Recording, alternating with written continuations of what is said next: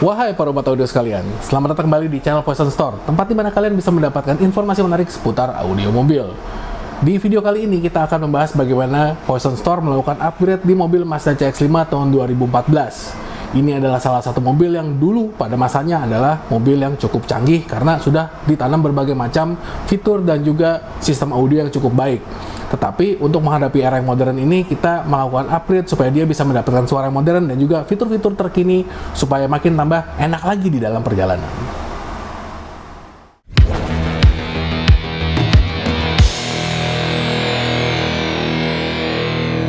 Jadi para umat audio sekalian, kita harus lihat di dalam mobil Mazda CX-5 tahun 2014 ini dia sudah ada sistem audio premium di dalamnya. Jadi dia itu sudah ada built-in amplifier dari Bose. Ini hanya ilustrasi sebetulnya, karena ini bukan sistem Mazda, karena kita tidak mencabut sama sekali sistem audio amplifier standar Mazda yang kita sudah kerjakan di dalam video ini. Tetapi ini menggambarkan bahwa sistem audio Mazda itu sendiri sangat kompleks sekali. Jadi kita itu dulunya pada saat mobil ini pertama keluar 10 tahun yang lalu, kita itu sangat sulit untuk melakukan upgrade karena tidak ada kabel plug and play-nya. Bahkan sampai sekarang pun kabel plug and play untuk Mazda tahun 2014 ini masih belum tersedia. Tetapi untuk sistem-sistem lain seperti kabel harness yang kita butuhkan supaya kita tidak memasang audio itu dengan cara potong-potong, itu sudah ada sebetulnya. Dan kalau kita ingin melakukan modifikasi dalam segmen tertentu, misalnya kita ingin mengganti head unit-nya aja, itu sudah ada produk CAN bus yang memang khusus untuk mobil Mazda, supaya kita itu masih bisa menggunakan amplifier Bose-nya. Tetapi, dalam modifikasi kali ini, supaya kita itu bisa mendapatkan suara yang lebih baik lagi, dan juga sistem yang lebih modern dari head unitnya, kita melakukan upgrade untuk mengganti keduanya. Jadi sistem Bose yang ada di dalam Mazda itu akan kita buang sama sekali. Head unitnya kita ganti dengan head unit aftermarket, tetapi kita masih menggunakan seluruh speaker standarnya karena speaker standar dari Bose itu masih cukup baik dan layak.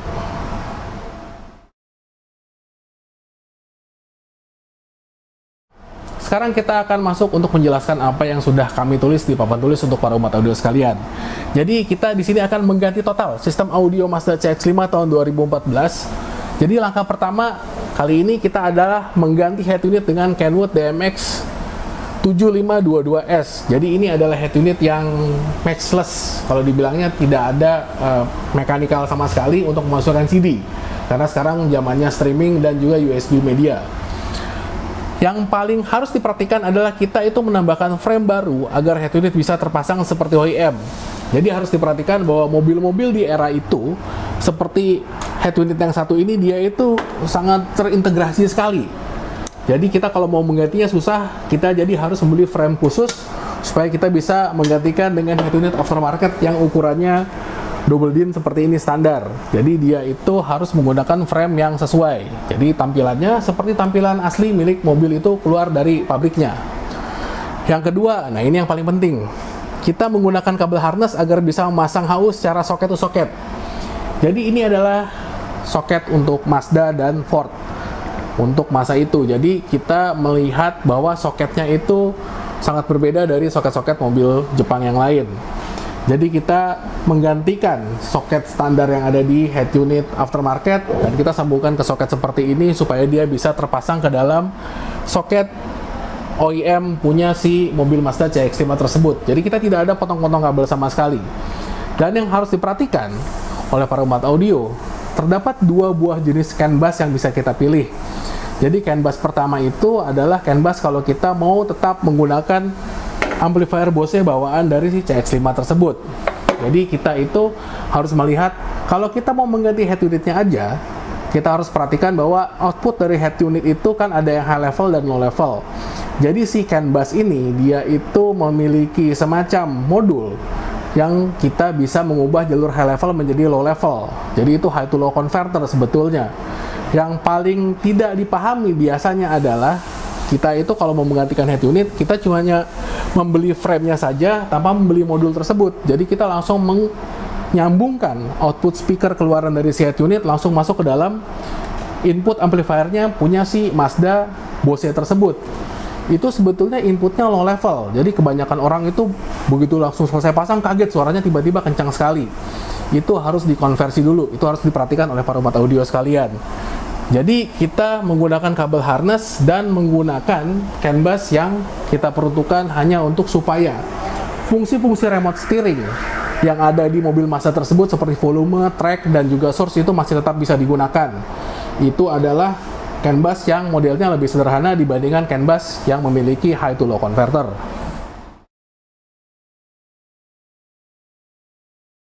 Langkah berikut atau langkah ketiga yang mendukung integrasi supaya si head unit baru dan si prosesor itu bisa dipasang dengan sangat baik, kita itu mencoba menggabungkan kabel harness head unit tadi dan juga kabel plug and play atau kabel T-harness supaya kita bisa menggunakan prosesor secara plug and play.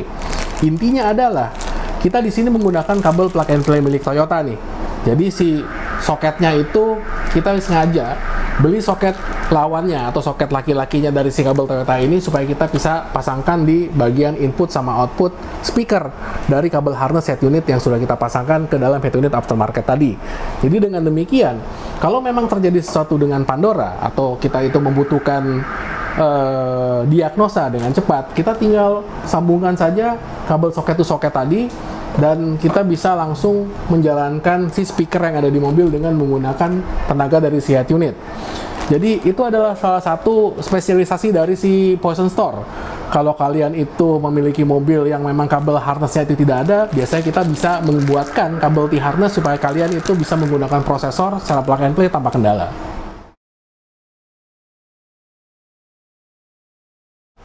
Sekarang kami akan menjelaskan kepada umat audio bagian di mana kita menggantikan amplifier standar Bose yang dimiliki oleh Mazda CX-5 tahun 2014 ini dengan sebuah prosesor 2.8.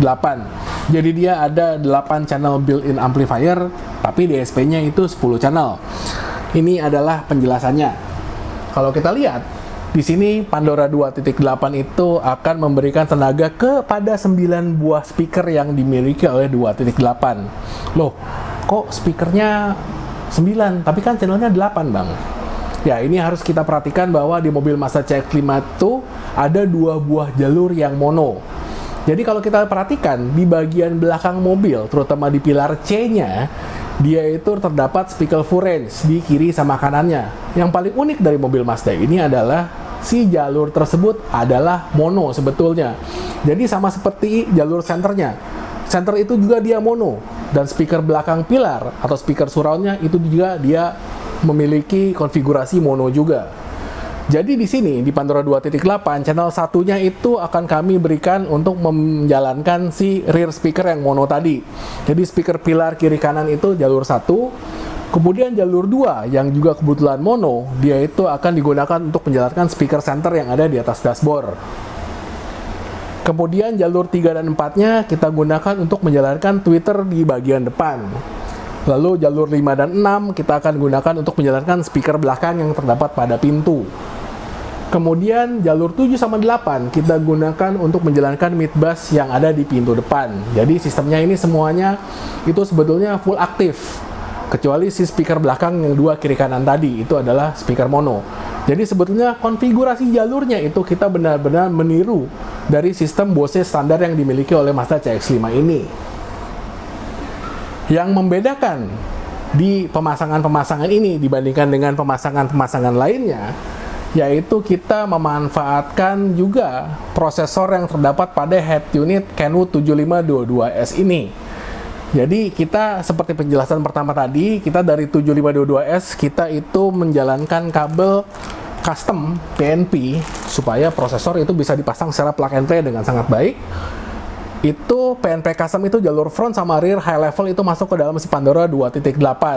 Selain ini jalur juga mengeliminasi banyak sekali gangguan noise, dia juga bisa dipasang dengan sangat cepat dan sangat baik. Yang biasanya kalau kita menggunakan Pandora 2.8 karena dia memiliki 10 channel DSP, jalur output RCA 910-nya itu kita gunakan untuk jalur subwoofer, itu kali ini kita tidak gunakan. Seperti penjelasan awal, kita akan menggunakan sistem hybrid. Yang kita gunakan untuk mengontrol subwoofer itu adalah jalur output yang dimiliki oleh si Kenwood. Jadi si head unit aftermarket itu biasanya dia dilengkapi dengan 3 pasang jalur output, front, rear, sama subwoofer. Jadi jalur output subwoofer dari si Kenwood ini akan kita gunakan untuk memberikan sinyal kepada mono Vertigo 800.1. Ya, ini adalah monoblok baru dari amplifier seri Vertigo yang paling kecil ukurannya, 800.1. Ada dua, ada yang 1500.1 juga. Bisa ditonton di video sebelumnya. Jadi si mono Vertigo ini kita gunakan untuk memberikan tenaga kepada subwoofer VIN 10E 10 inci yang kita gunakan dalam kotak biasa. Jadi ini benar-benar adalah sistem yang hybrid. Kalau kita lihat subwoofer, kenapa kita gunakan RCA out dari si Kenwood? Karena kita itu tidak mau menggunakan controller tambahan pada sistem ini. Itu artinya kita bisa menggunakan kontrol subwoofer yang terdapat pada si Kenwood untuk memberikan input intensitas, atau bukan intensitas sih sebetulnya, input level. Jadi kita bisa menurunkan dan menaikkan level dari kekuatan subwoofer dari jalur si Kenwood ini.